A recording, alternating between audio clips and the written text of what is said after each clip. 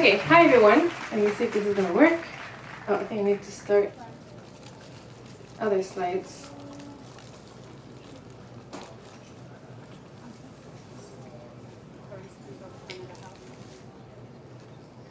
Okay.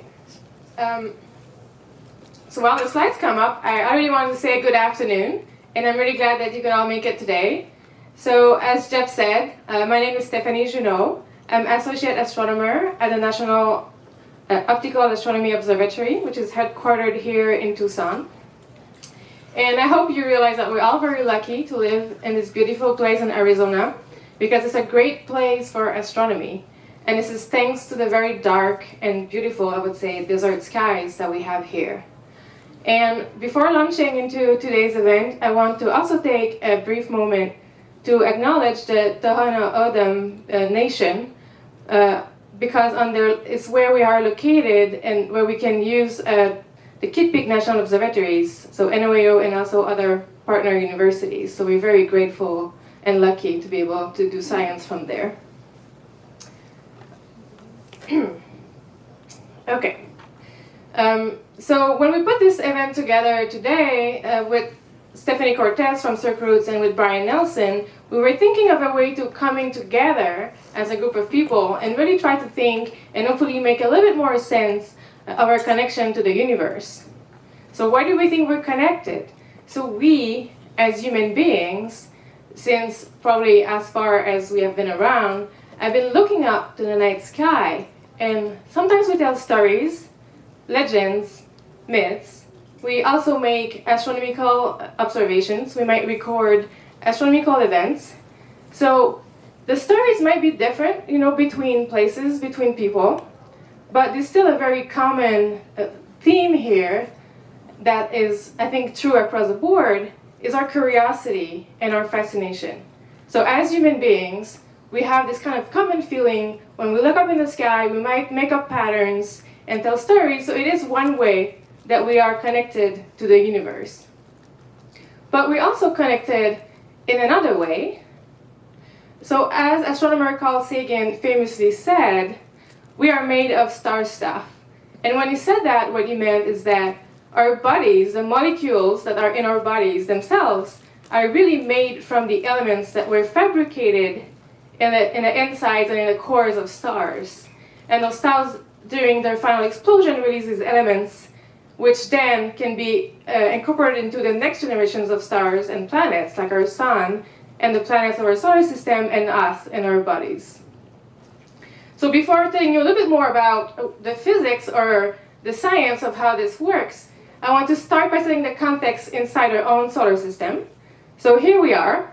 If you squint really hard, I was going to say maybe you can try to see the loft, but it's not the right place of the Earth right now being shown. But you can still see this picture with the Earth and the other three planets that are the closest to the sun.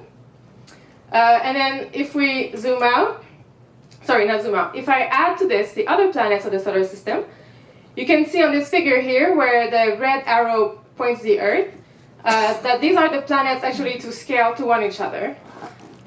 So I don't know if any of you are starting to feel a little bit small, but let's add the sun on the scale here. So this is, again, the sun to scale with all the planets of our solar system.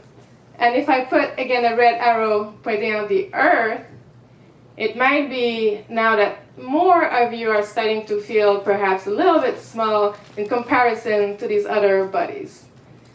If that's the case, I have some bad news, because the star is actually a pretty small star. The sun is a pretty small star, and there are lots of more bigger stars. So here in this picture, you can see different types, spectral types of stars and different types of stars.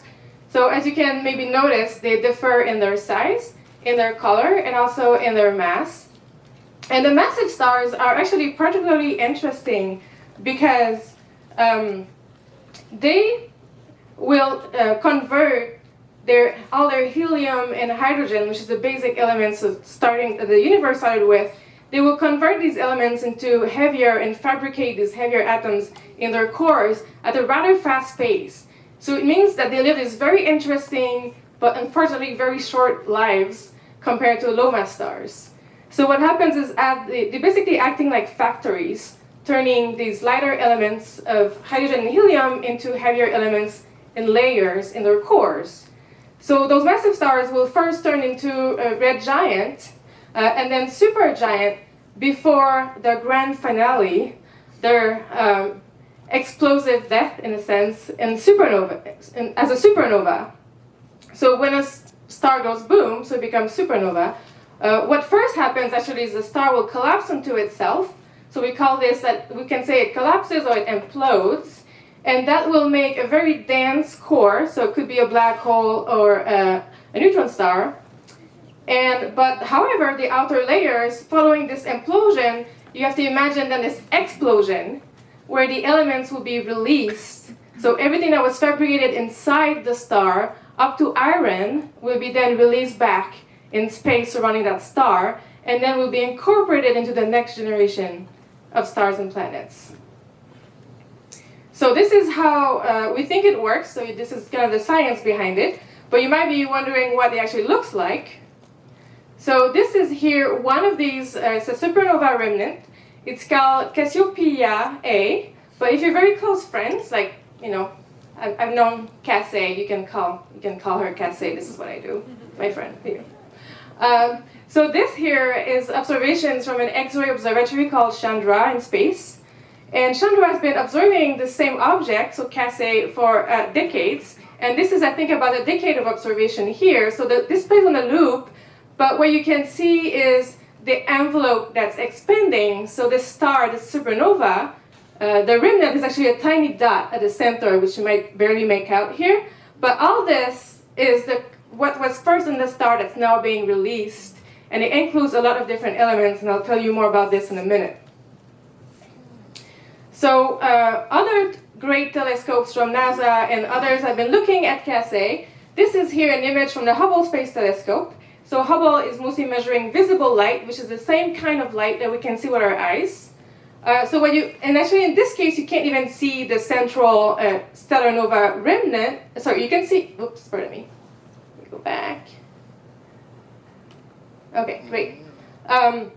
So you can see the leftover core, but you can see the shell, some of the shell of the material. I keep pushing the wrong place. Okay. All right, so now you have to pretend to be impressed when I do the next transition, because I've already done it 2 times by accident. So other telescopes I've joined. So this is, again, Hubble Space Telescope in the optical. And now I'm going to show you adding infrared images from the Spitzer Space Telescope and, again, the X-ray from Chandra. So this is a composite image. So, thank you. In addition to looking so beautiful, it has also a lot of information for astronomers to work and learn more about not only this particular supernova, but how this works in general. So sometimes we call this job security, because we still have many mysteries to solve here. But let's go back to the X-rays, because it's a nice way to explain a bit more about this concept of how the supernovae distribute these heavy elements.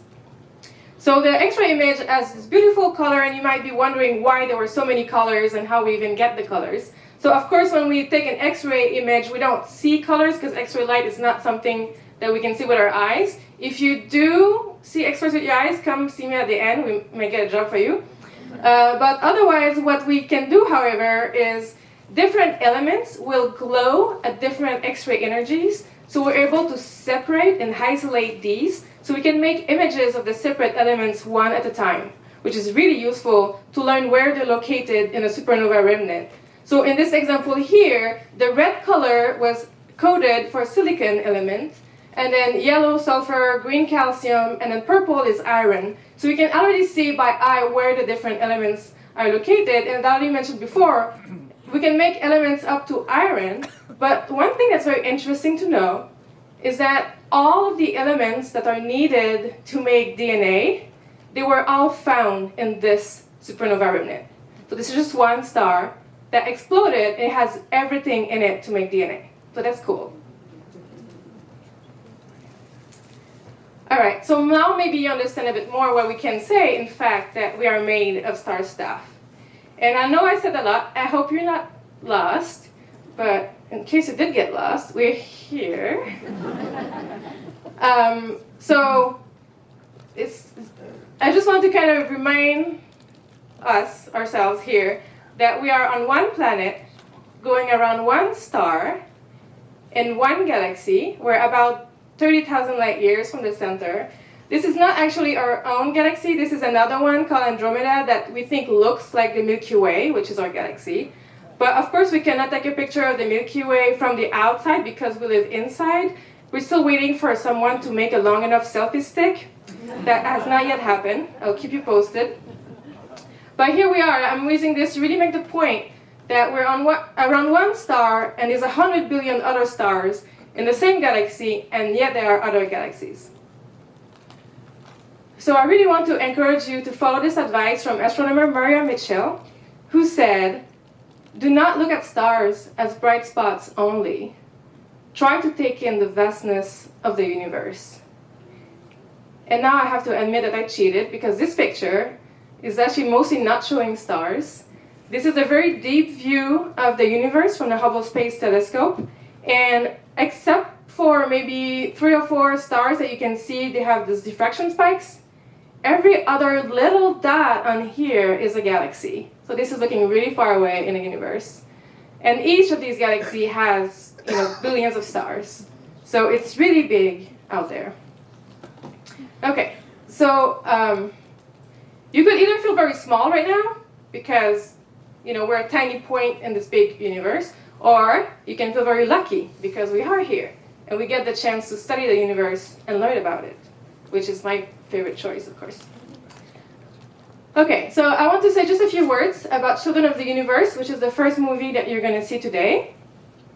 So in my normal work, I work mostly with observations of galaxies and giant black holes, and it's mostly a lot of computer work, and I have to say also a lot of meetings, but I'm not complaining about the meetings. I know I have colleagues in the audience here. Everything's fine. But for me, spending 2 weeks with the children that are part of this movie was very different from my normal job, and it was actually an eye-opening experience. I feel like I might have learned just as much, if not more, than the kids. So it was a beautiful experience. I don't want to say too much because I don't want to give it away before you get to see it, and at the end there will be Q&A, so I can tell you more. I'll just mention that this was filmed in Switzerland in 2 weeks only, and we really tried really hard to avoid doing retakes to really capture the exact moment when the children were understanding and grasping a new idea or a new concept. So Children of the Universe is a documentary made by Camille Boudin, and it was written together with Marianne Brun. It's in French, maybe you're starting to guess now, with English subtitles. And there's also an original music score by Costanza Francavilla. And I hope you enjoy it, and then I'll be there at the end to answer more questions about it. And then just before that, and also in between the films, we'll be treated by some short segments from an astronomy circus show called Exist. And I want to point out that if this is very interesting to you, which I think it will be, but you can see the full version of the Exist production next weekend. It's on Saturday, May 11th. And you can still go online and get tickets. So, and also I'll be there, so you can always come say hi. So I guess I'll leave it at that for now. So enjoy the show, and I'll see you at the end.